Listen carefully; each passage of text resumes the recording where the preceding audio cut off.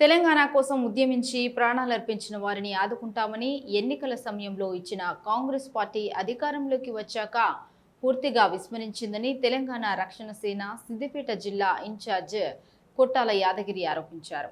Siddipet press క్లబ్లో నిర్వహించిన media సమావేశంలో టీఆర్ఎస్ నాయకులు మాట్లాడారు. ఉద్యమకారుల సంక్షేమం కోసం కల్వకుంట్ల కవిత నేతృత్వంలో టీఆర్ఎస్ మరో పోరుబాట పట్టిందని చెప్పారు.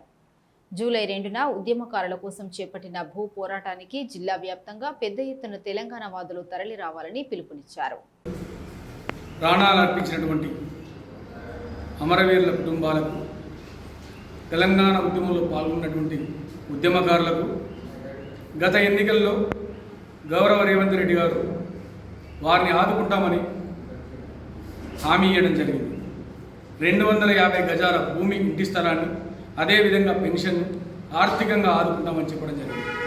కానీ 2.5 సంవత్సరాలు గడిచినా కానీ రేవంత్ రెడ్డి గారు మరి ఏ విధమైన హామీని ఇట్లా నెరవేర్చిన దాఖలాలు లేవు. మరి ఆ క్రమంలో తెలంగాణ రక్షణ సేన అధ్యక్షురాలైనటువంటి కల్వకుంట్ల కవితక్క గారు నడుం బిగించి ముందుకొచ్చి ఉద్యమకారులను ఇచ్చినటువంటి హామీలను నెరవేర్చాలని చెప్పేసి భూ పోరాటం అనే ఒక కార్యక్రమాన్ని తీసుకున్న విషయం మనందరికీ తెలిసింది.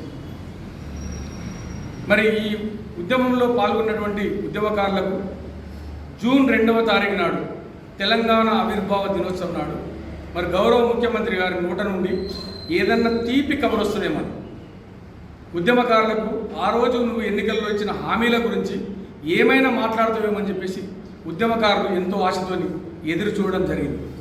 కానీ కనీసము ఉద్యమకారుల గురించి కానీ, అమరవీరుల కుటుంబాల గురించి కానీ ఊసెత్తిన దాఖలాలు లేవు.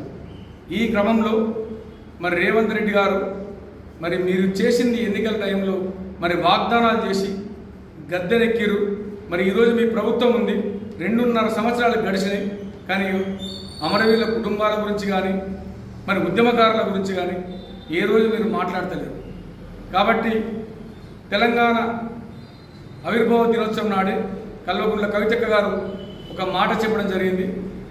ఈరోజు మీరు ఆ రోజు ఎన్నికల్లో మీరు ఏదైతే మాట ఇచ్చిరో ఆ మాటలు నెరవేర్చకుంటే జూలై 2వ తారీఖు నాడు భూపోరాటం కార్యక్రమాన్ని తీసుకొని ఉప్పల్ బగాయత్లో ఉన్నటువంటి ప్రభుత్వ భూమిని తెలంగాణ ఉద్యమకారులకు, యావత్ తెలంగాణ రాష్ట్రంలో ఉన్నటువంటి ఉద్యమకారులకు పంచి పెడతామని చెప్పేసి ఆ రోజు కవితక్క గారు చెప్పడం జరిగింది.